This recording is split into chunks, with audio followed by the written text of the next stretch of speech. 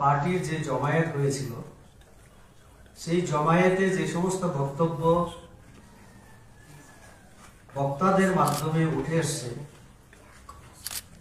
সেই সম্পর্কে আমাদের পার্টির কিছু কিছু ক্ষেত্রে প্রতিক্রিয়া দেওয়ার জন্য আমরা আজকে এখানে আপনাদের আহ্বান করেছি। আমাদের প্রথম কথা হচ্ছে, সেখানে ওয়ান নর্থ ইস্ট বড় ভাবে লেখা ব্যানারের মধ্যে দেখেছি, কিন্তু বাকি আমরা দেখলাম পার্টির পতাকা, নেতৃত্ব বেশিরভাগ তিপ্রা মাথা দলে। যদিও দু তিনটা রাজ্যের, মেঘালয়, আসামের কিছু আঞ্চলিক দলের নেতৃত্ব সেখানে উপস্থিত ছিলেন। যে জমায়েত তারা করেছে, তারা কি বলতে চেয়েছে, কি বার্তা দিতে চেয়েছে তারাই বুঝবেন। পতাকা তিপ্রা মাথার বলছে ওয়ান নর্থ ইস্ট।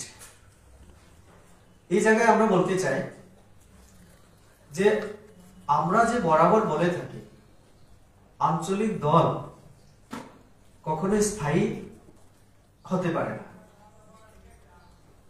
এক দুটা ইস্যুকে, সেন্টিমেন্টকে কাজে লাগিয়ে একটা সময়ের জন্য দল গঠন করা হয় এবং সেই সমস্যা, দাবি বা ইস্যুকে সামনে নিয়ে আন্দোলন করার পরে যদি দেখা যায় যে তাদের পক্ষে সেই প্রতিশ্রুতি সাধারণ মানুষকে ভুল বুঝিয়ে বা স্বপ্ন দেখিয়ে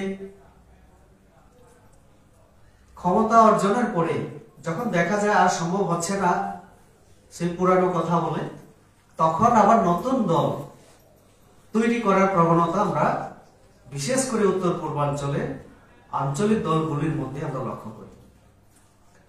হয়তোবা ওই দিনের জমায়েত এরকমই একটা প্রচেষ্টা।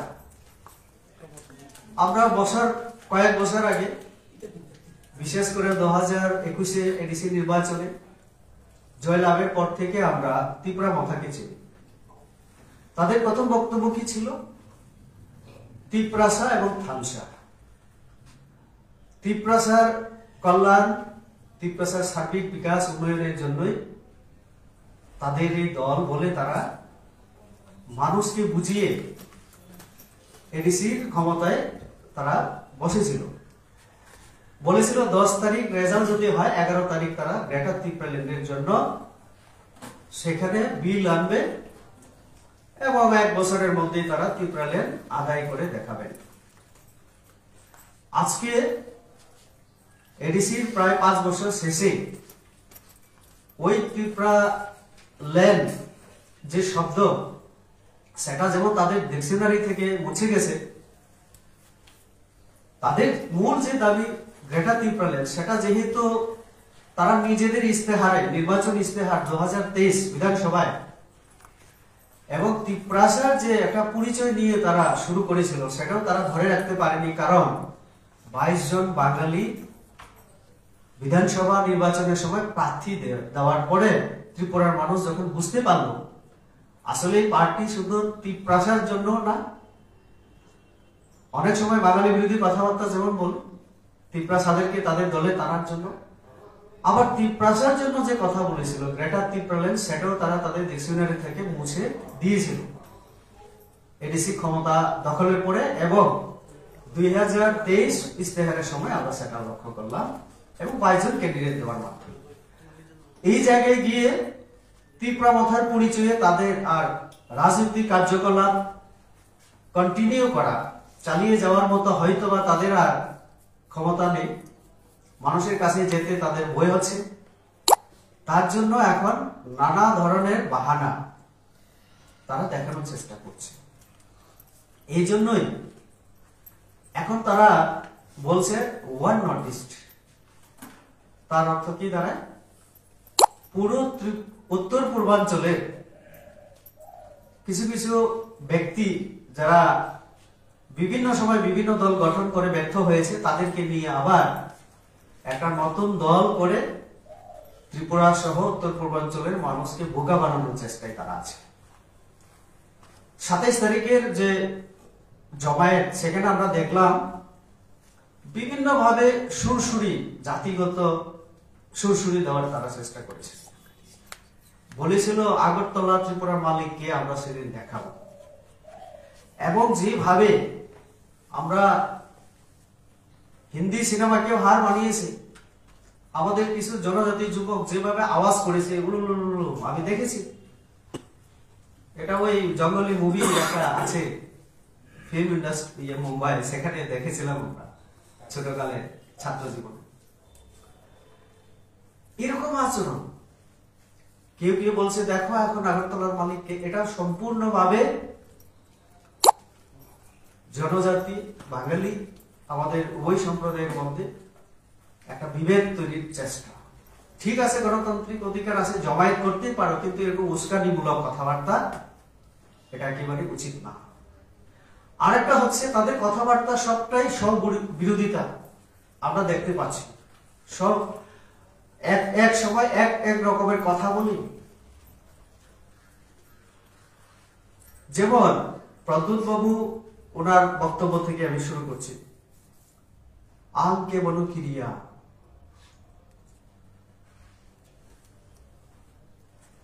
एक दिन ग्रेटा तिप्रालेन होगा, बांग्लादेश को औकात दिखाने के लिए मैंने ग्रेटा तिप्रालेन मांगा। এটাও বলেছেন তিনি। তাহলে গ্রেটা তিপ্রালেন কেন দরকার, সেই যুক্তি দিতে গিয়ে তিনি যে বিভিন্ন সময় বিভিন্ন কথাবার্তা বলেন। ত্রিপুরার মানুষ যথেষ্ট রাজনৈতিক সচেতন। আমি শুধু বলবো যারা তিপ্রা মাথা করছেন, আপনারা একটু গভীরভাবে চিন্তাধারা করুন, বুঝতে পারবেন ওনার রাজনৈতিক মাকসাদ, উদ্দেশ্য কি। থানচা তিপ্রাসা যখন কোথাও জাতিগত দাঙ্গার পরিবেশ তৈরি হয়, তিনি মুখ বন্ধ করে রাখেন। থানচা হবে? থানচা ওনার দলের মধ্যেও নেই।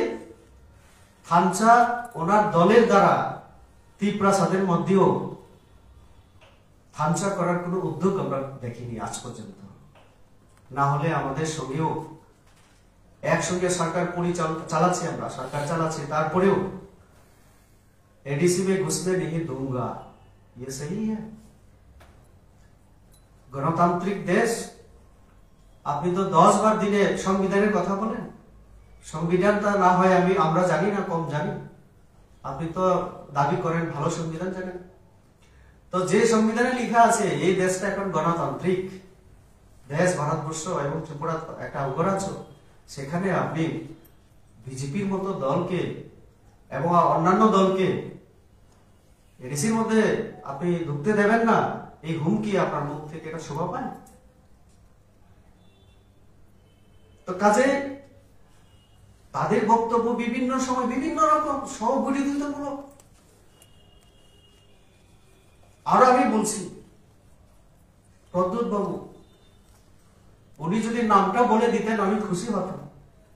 বলেছেন মিনিস্টার নিয়ে রাং আছে, একটা কথার মধ্যে দেখবেন মিনিস্টার নিয়ে রাং আছে। মিনিস্টার ইংরেজিতে হয়ে গেল, নি মানে আবার কক বড়, রাং আছে আবার বাংলা হয়ে গেল। মিনিস্টার নিয়ে রাং আছে, চিনি হিম্মত হ্যাঁ। উনি যদি শুধু ককবরকে বলতেন খুশি করতাম, ককবরের পাশে হিসাবে, না হলে শুধু হিন্দিতেই বলতেন। মিনিস্টার নিয়ে রাগ আছে, চিনি হিম্মত আছে, হিম্মত সবারই আছে। আপনি তো রাজা দাবি করেন, তো আপনার তো হিম্মত আরো থাকতেই পারে, কিন্তু এটা গণতান্ত্রিক। আর আপনি একজন কোন মন্ত্রীর বিরুদ্ধে আঙ্গুল যখন তোলেন, তখন ওনার নাম বলে দেওয়া উচিত। এই মিনিস্ট্রিতে আপনারও দুজন মিনিস্টার আছে, তাহলে কোন মিনিস্টারের কথা বলছেন? অনিমেষ বাবুর কথা না বিশ্বকিতু বাবুর কথা? তারাও তো মিনিস্ট্রিতে আছে।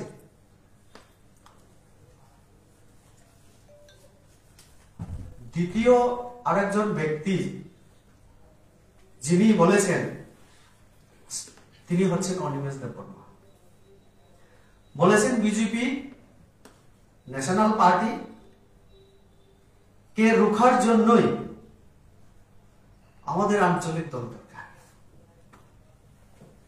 আমি অনিমেষ বাবুকে প্রশ্ন করতে চাই, তাহলে ত্রিপ্রাসাদ, থানচা, উন্নয়ন, ডেভেলপমেন্ট এটা কিছুই না, শুধু বিজেপি কে ন্যাশনাল পার্টিকে রুখার জন্যই আপনারা রিজিওনাল পার্টি বানাচ্ছেন। এখন মাথা দিয়ে হচ্ছে না বলার একটা শক্তি অর্জন করার জন্য, ফান্ডটাও যাতে বেশি করে আসে উত্তর পূর্বাঞ্চলে বিভিন্ন জায়গা থেকে, তার জন্য কি আপনি তাহলে আঞ্চলিক দলই রাখছেন?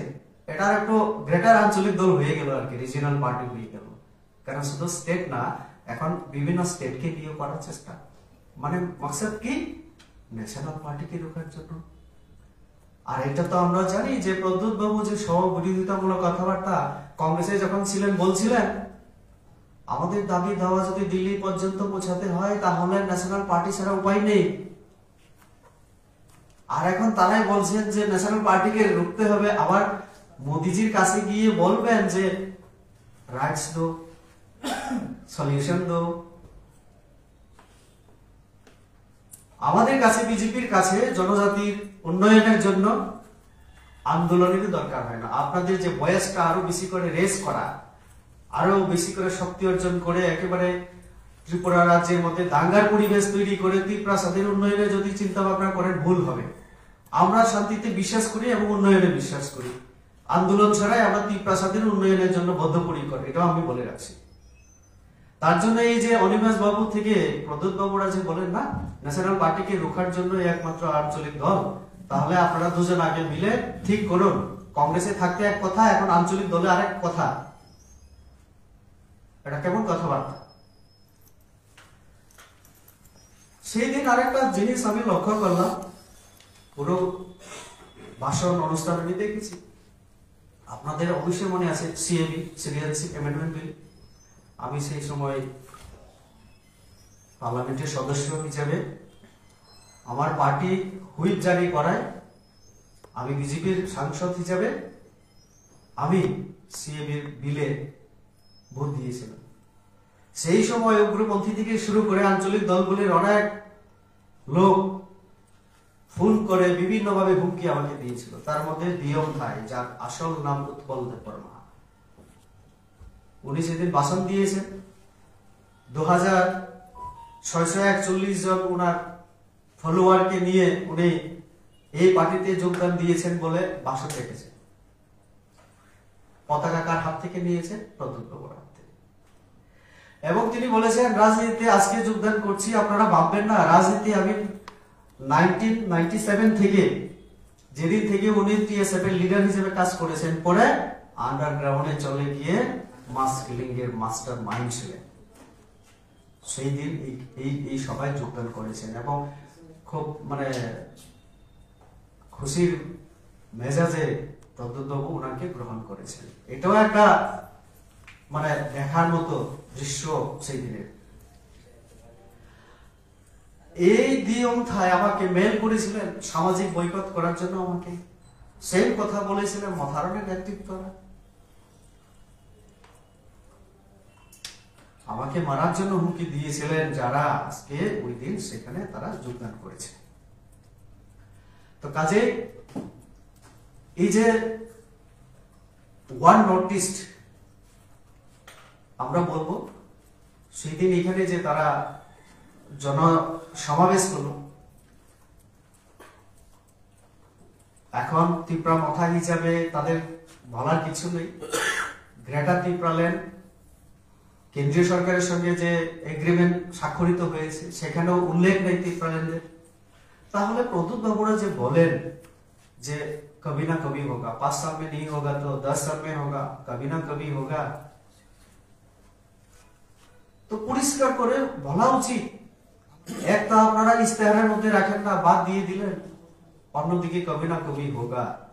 এইভাবে কি আরো 10-15 বছর রাজনীতি করার পরে আবার ভুল করলাম এই কথা বললেন? তার কাজে ত্রিপুরার মানুষকে আমাদের প্রদেশের তরফ থেকে আজকে আপনাদের মাধ্যমে আমরা অনুরোধ করতে চাই, এরকম যে সমস্ত দল ত্রিপ্রাসাদেরকে নিয়ে রাজনীতি করে, এই রাজ্যের মধ্যে যে শান্তির পরিবেশ এখন আমাদের রাজ্য সরকার ডক্টর মানিক সাহার নেতৃত্বে যেভাবে এবং দেশের প্রধানমন্ত্রী যেভাবে কাজ করছে, তাতে পুরো দেশ এখন এক হচ্ছে। আমরা যখন নেশন ফার্স্ট বলি তখন তো একটা ভারতের কথাই বলছি না। আর এই উত্তর পূর্বাঞ্চলকে আজকে যেভাবে পৃথিবী এবং ভারতবর্ষের অন্যান্য রাজ্যের মানুষ চিনতে পেরেছে, ত্রিপুরা কোথায়, আসাম কোথায়, এই যে পরিচিতি আমাদের আরো 10-11 বছর আগে তো ছিল না। মানুষ, আমরা যখন কলেজে পড়তাম, যখন ছাত্র অবস্থায় বাইরে যেতাম, আমাদেরকে জিজ্ঞেস করা হতো কাহা আছে। আমরা যখন বলতাম আগরতলা আছে, ত্রিপুরা আছে, ये আগরতলা কাহা है, आसाम में है या कहाँ है। তো সেই জায়গা থেকে আজকে त्रिपुरा আগরতলা বললে বলে अच्छा अच्छा डॉक्टर मानिक शाह जी सीएम है वहां का, उग्रवादियों का एक्टिविटीज नहीं रहा, पीसफुल स्टेट हो गया। এবং উন্নয়নের ক্ষেত্রে এই রাজ্য ছোট হলেও টাকা দিচ্ছে বড় রাজ্যগুলিকেও। 100% আজকে সাক্ষরতা, পরিকাঠামোর দিক থেকে অনেক উন্নয়ন হচ্ছে। তো এই নর্থ ইস্ট এমনিতেই মোদিজির মাধ্যমে তার পরিচিতি, তার একতা বা ইউনিটি আগের তুলনায় বহুগুণ বেড়েছে। তাহলে আপনারা নর্থ ইস্ট কথা বলে, ওয়ান নর্থ ইস্ট কথা বলে কোন কোন কথা আপনারা বলতে চাইছেন? তো কাজে আপনাদের কথাবার্তায়, আপনাদের নীতিতে উন্নয়ন, স্কুল, কলেজ এইসব তো কিছু নেই, শুধু ক্ষমতার লোক। এডিসিতে 5 বছর ধরে কি করছেন? অডিট তো করার আগে সাংবিধানিক একটা পদ, অডিটর জেনারেল এন্ড কন্ট্রোলার, ওনাকে চিঠি লিখতে বাধ্য হয়েছে আমাদের রাজ্যপালকে। ত্রিপুরা এডিসিতে আর্থিক শৃঙ্খলা নেই, অডিট হচ্ছে না। তাহলে এটাও একটা সাংবিধানিক ব্যবস্থা যে বাজেট হওয়ার পরে, স্যাংশন হওয়ার পরে টাকা যখন খরচা হয়, কত হলো মানুষের জন্য, স্কুলের ক্ষেত্রে, রাস্তার ক্ষেত্রে, তার হিসাব দিয়ে আবার টাকা আনতে হয়। আমাদের রাজ্য সরকারকে বলতে হয়েছে মানে আপনারা সংবিধানের নিয়ম অনুসারে পদে বসে আছেন, ক্ষমতা ভোগ করছেন, অথচ সাংবিধানিক কোন নিয়ম কানুন মানবেন না। আবার কিছু হলে সব দোষ নন্দ ঘোষের মতো। তো কাজে মথা নেতৃত্বের কথাবার্তা সব সময় এক জায়গায় এক রকম। এগ্রিমেন্টের ক্ষেত্রে বলছে ত্রিপুরার কিছু লোক চায় না। আমি তো বারবার জিজ্ঞেস করছি, আমরা জিজ্ঞেস করছি, 1-2 জন যে সেখানে রেবতী ত্রিপুরা আছে কিনা বলুন না, ডক্টর মানিক সাহা আছেন কিনা বলুন না, না রাজীব ভট্টাচার্য আছেন। নামটা বললে খুশি হতাম, আমরা তারপরে আমাদের প্রতিক্রিয়া আমরা ব্যক্ত করতাম। তো কাজেই ত্রিপুরার মানুষকে বোকা বানানোর জন্য এসব হচ্ছে। এবং আর একটা কথা, আমাদের মধ্যে যাতে দাঙ্গার পরিবেশ তৈরি হয়, রাজনৈতিক ফায়দা নেওয়া যায়, ত্রিপুরার মানুষকে আমি অনুরোধ করবো এ সম্পর্কে সচেতন থাকার জন্য। স্যার, আমার একটা প্রশ্ন, আপনাদের সহযোগী পার্টি কি মথা না ওয়ান নর্থ ইস্ট? এটা ক্লিয়ার করে বললে আমাদের জন্য ভালো হয়। এটা তো আমরা তো ত্রিপুরা মথার সঙ্গে অ্যালায়েন্সে আছি। ওয়ান নর্থ ইস্ট তো কোনো পার্টি হয়েছে কিনা কোনো ইয়ে নাই, আমরা তো ত্রিপুরা মথার লোকে অ্যালায়েন্সে আছি। ওয়ান নর্থ ইস্ট তো এখানে প্রশ্ন উঠে না। আমি একটু বলছি দিল্লিতে তাদের কনস্টিটিউশন ক্লাবে একটা প্রেস মিট করেছে। সেখানে তারা বলেছিলেন, নেতৃত্বরা, এই কর্নেল শর্মা এবং আমাদের প্রদ্যুৎ বাবু ছিলেন, সেদিন বলেছেন উইথিন 45 ডেজ আমরা নতুন পার্টির নাম, ফ্ল্যাগ, আইডিওলজি কি হবে ইত্যাদি সব কিছু ওনারা ঘোষণা করবেন। তো এখনো হয়নি। তো যে কথা আপনার আগে পার্টি হোক, আমাদের সামনে মাথা আছে, ওই নতুন পার্টি কি হবে, কি ওয়ান নর্থ ইস্ট এটা একটা পার্টি হবে কিনা আমরা এখনো জানি না। তো তার কারণেই মনে হয় এটা এখনো মানে অদৃশ্য শক্তির মতোই আছে। মঞ্চে দেখা গিয়েছিল ওদের যারা মেঘালয়, বিভিন্ন অন্য স্টেট থেকে যারা এসেছিল, ওই স্লোগানটা কিন্তু ওরা ব্যবহার করেছিল ওই জায়গায়। এই প্রশ্নের উত্তর বোধহয় ওনারাই দিতে পারবেন ভালো। মানে ওইটা কি তাদের পার্টি হয়ে গেছে, তাহলে এটাই নাম রাখছেন ওনারা, তো অন্তত আমরা জানি না। স্যার, আরেকটা বিষয় হচ্ছে আপনাদের শরিক দল আইপিএফটি তারা কালকা প্রেস কনফারেন্স করে বলেছেন যে তারা আগামী দিন দিল্লি যাচ্ছেন আলাদা রাজ্যের দাবিতে। তো এই বিষয়টাকে এই বিষয়ে কি আপনাদের সাথে কোনো আলাপ আলোচনা হয়েছে? তারা আপনাদের শরিক দল হয়েও দিল্লিতে যাচ্ছে আলাদা রাজ্যের দাবি নিয়ে, তো এটা কিরকম দ্বিচারিতা যদি একটু বলেন।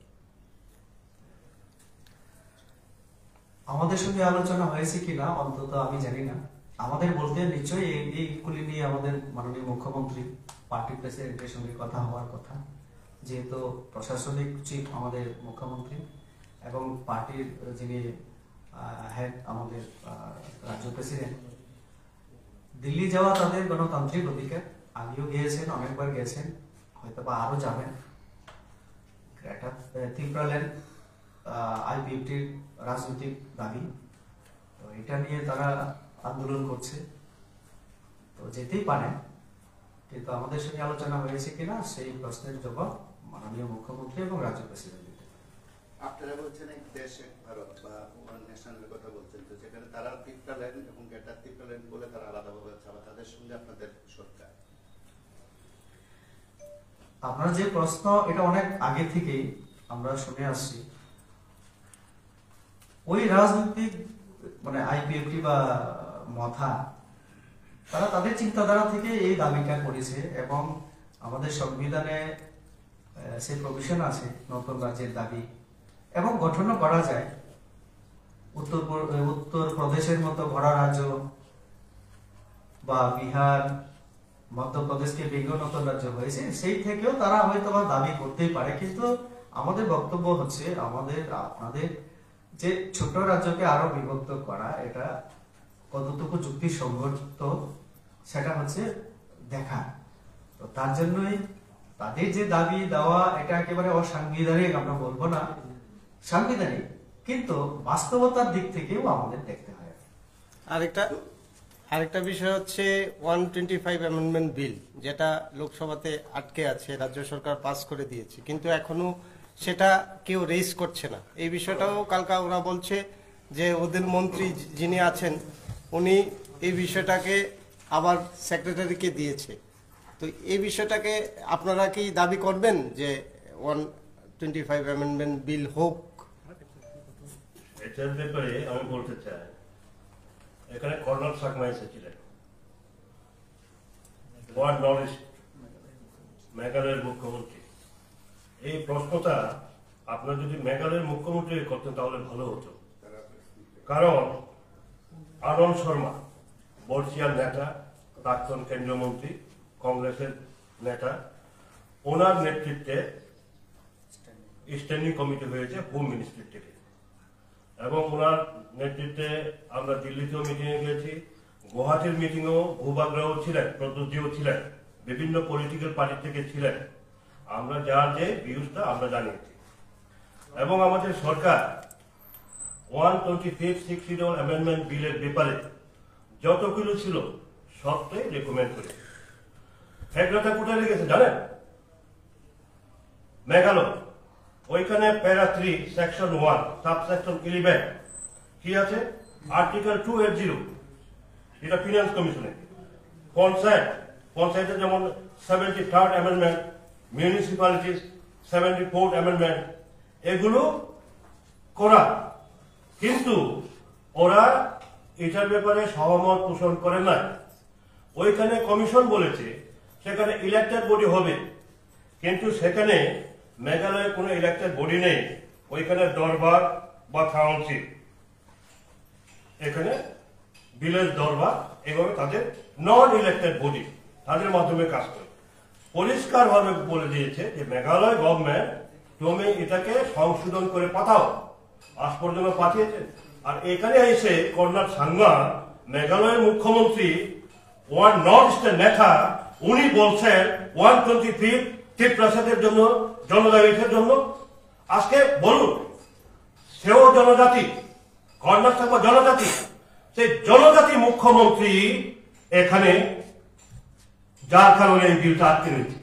আর ত্রিপুরা রাজ্যে বিজেপির নেতৃত্বে বাঙালি মুখ্যমন্ত্রী দ্বারা যত কিছু অ্যামেন্ডমেন্ট সবকিছু ক্লিয়ার করে দিয়েছে। তার জবাব কি দেবেন? প্রদ্যুৎ বাবু তারা কর্ণ সাংবাদ দেবেন? এটা প্রশ্ন করুন। এইভাবে মিজোরাম জনজাতি মুখ্যমন্ত্রী, ওইখানে কেন ক্ষমতা দিতে চান না? Mara autonomous council, Lai autonomous council, Chakma autonomous council কেন দেন না? এখন কথা হচ্ছে, আমি এখানে আপনারা সিনিয়র সাংবাদিক যারা আছেন, আপনারা যদি ওই 1992-93 পত্রিকাগুলো যদি আপনারা খুলে দেখেন, তখন তো প্রিন্ট মিডিয়া বা ইলেকট্রনিক মিডিয়া এত শক্তিশালী ছিল না। ওই সময় কি ডাক দিয়েছিল? একই দিয়ে জনজাতি মুখ্যমন্ত্রী করতে হবে, ট্রাইবাল মুখ্যমন্ত্রী করতে হবে। ইভেন আমাকে পর্যন্ত, এখন তো এখানে মোবাইল ছিল না, ট্যাব রেকর্ডের মধ্যে রেকর্ডিং করে আমার কাছে পাঠানো হয়েছিল, বেমল বাবু আপনি যাই করুন, হয় আপনি সিপিএম এর বিরোধিতা এবারে করবেন না। কেন? আমরা দশরথ বাবুকে ট্রাইবাল মুখ্যমন্ত্রী বানাতে চাই। কে বলেছিল? সেই রেকর্ডিং আমার কাছে পাঠানো হয়েছিল। লগে লগে আমি তখন ওই কাঞ্চনপুরের প্রবীণ নেতৃত্ব দিলীপ কর, ওনার কাছে গেলাম, ভাই কি করবো? এই রেকর্ডিং কার হাতে পাঠিয়েছে জানেন? জম বাহাদুর রিয়া, কাঞ্চনপুর আনন্দবাজার পার হয়ে বান্দারিমা, আমার বন্ধু ব্যক্তি, প্রথম শহীদ হয়েছেন এফটিএফ এর হাতে এই দশরথ বাবুকে মুখ্যমন্ত্রী করতে গিয়ে। প্রথম শহীদ আমার বন্ধু ব্যক্তি। আমি আনন্দবাজার গিয়েছিলাম যে বান্দারিমা যাবো, আমাকে বললো ভাই তুমি যেও না, কারণ হয় তোমাকে অপহরণ করবে, আপ টু ইলেকশন পর্যন্ত তোমাকে তারা ছাড়বে না, নতুবা তোমাকে জান মেরে ফেলবে। এই অ্যাটিটিউডে আমরা বললাম কিভাবে হবে? আপনারা বললে অ্যাটিটিউড বললে হবে? কইছে আমাদের তৎকালীন ফরিদপুর মেম্বার ত্রিপুরার ইনচার্জ প্রকাশ কারাদের সাথে অ্যাটিটিউডের চুক্তি হয়েছে। ওনাদের বক্তব্য অ্যাটিটিউড দশরথ বাবু মুখ্যমন্ত্রী হয়েছিলেন, যিনি জন্মদাতা এই ত্রিপুরার যে কমিউনিস্ট নৃপেন বাবুকে কি উদ্মার, ওনার ব্রেন ঠিক নেই, তা বলা হয়নি। দল থেকে বহিষ্কার করা হয়েছিল দশরথ বাবুকে চিফ মিনিস্টার করার জন্য। কারণ সুধীর রঞ্জন মজুমদার মুখ্যমন্ত্রী, ওনার থেকে সমর্থন প্রত্যাহার করলো তিউজের। রাতারাতি কি করলো? রাজ্য সম্পাদক দশরথ দেব, বিরোধী দলনেতা দশরথ দেব। ঠিক আজকে আমরা দেখতে পাচ্ছি 2028 আগে তার পুনরাবৃত্তি করার জন্য চক্রান্ত চলছে। বর্তমান রাজ্য সম্পাদক জিতেন চৌধুরী, বিরোধী দলনেতা জিতেন চৌধুরী আজকে বলছেন কি, বিভিন্ন দল থেকে বলা হচ্ছে যে জনজাতি মুখ্যমন্ত্রী যদি না হয়, এই এডিসির অধিকার, টিপ্রাসাদের অধিকার, সেটা হবে না। আমরা ওই 2092-93 এটাই আমি মনে করব তারই একটা পুনরাবৃত্তি করার জন্য চক্রান্ত চলছে। যার কারণে আপনারা জানেন সব জায়গাতে তীব্রমতা প্রার্থী দিয়েছে। জিতেন বাবু সাবরুমে দাঁড়িয়েছেন জেনারেল সিটে, ওইখানে কেন প্রার্থী দেন নাই?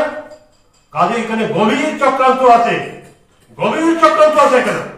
আমি অনুরোধ করব রাজ্যের জনগণকে এবং বিশেষ করে যারা জনজাতি সম্প্রদায়, এই যে সেন্টিমেন্ট, জনজাতির সেন্টিমেন্টকে উস্কে দিয়ে কি করা হয়েছে? 80 দেখেছি, 92-93 দেখেছি।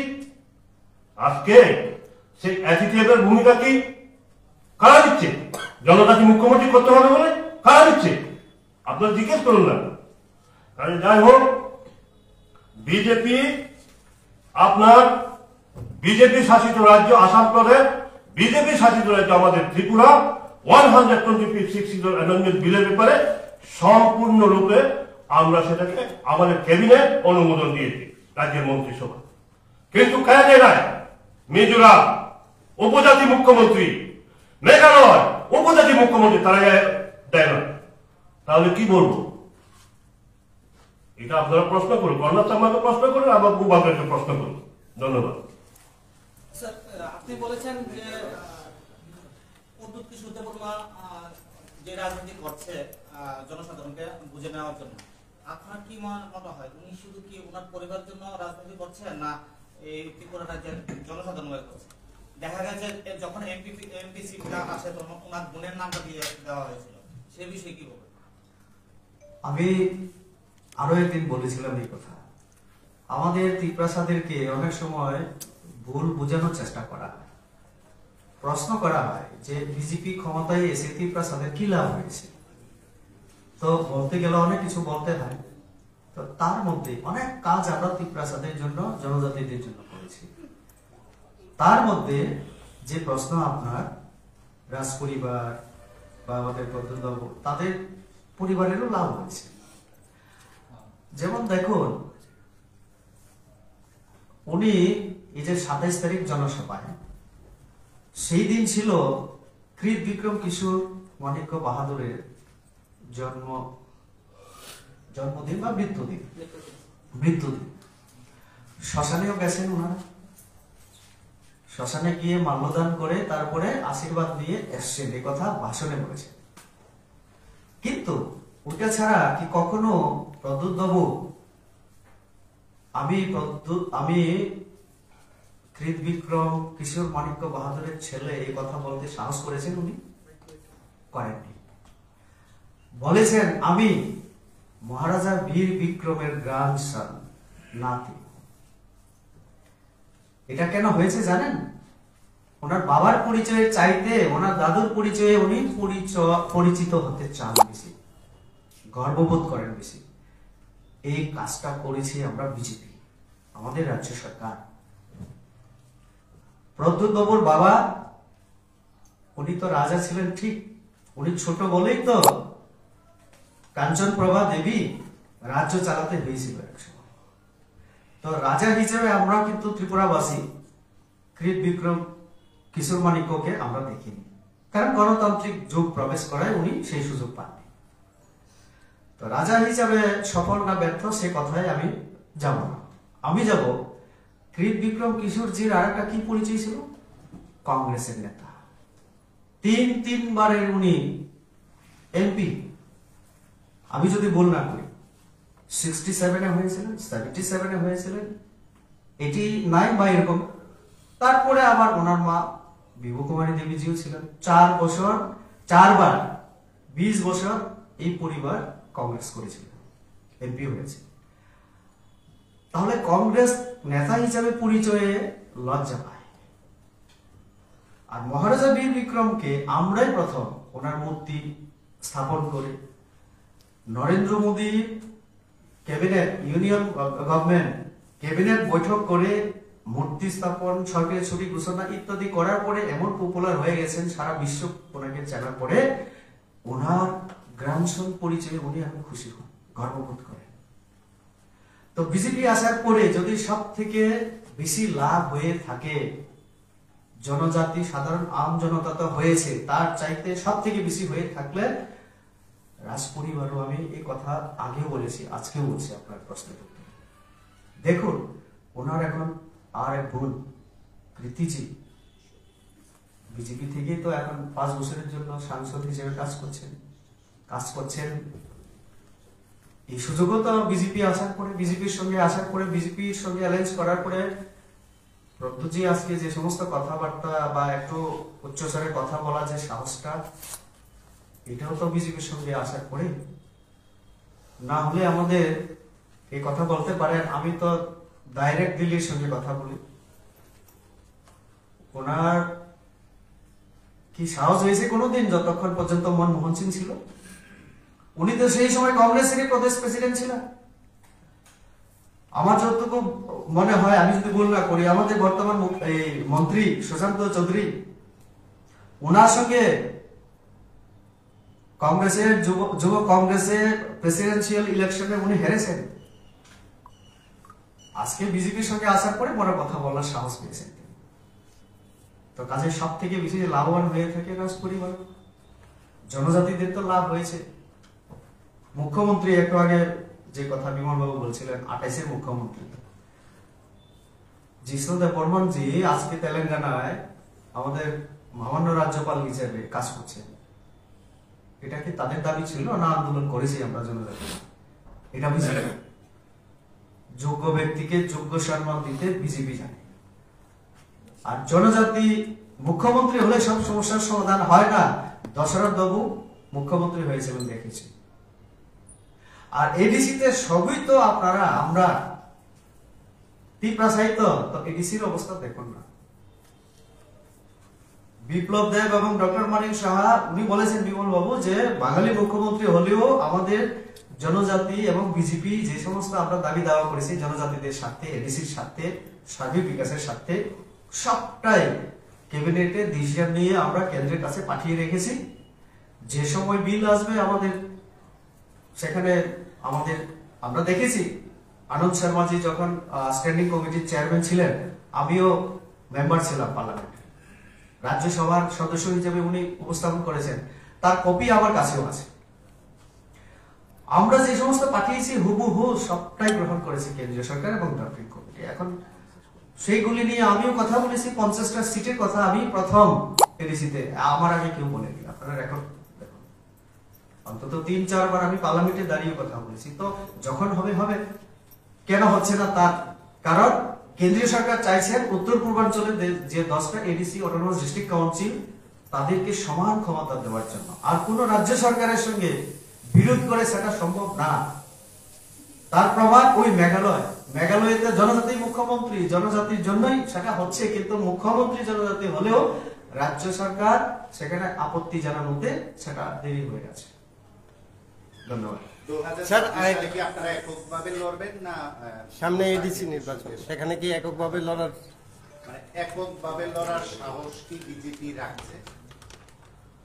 সাহস বা দুঃসাহস কোনো ব্যাপার না। বিজেপি না কাউকে ভয় করে। বিজেপি তার কতগুলি পলিসি, সেটা হচ্ছে মানুষের কল্যাণ সাধন করা। আমরা ত্রিপুরার উন্নয়ন এবং শান্তির জন্য কাজ করছি। তো এমন পরিবেশ যদি হয়, সেটা কেন্দ্রীয় নেতৃত্ব আছে, আমরা সবাই মিলে আমরা সিদ্ধান্ত নেব।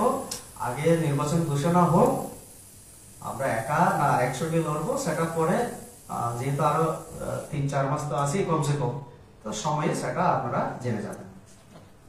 ধন্যবাদ সবাইকে। শেষ তো।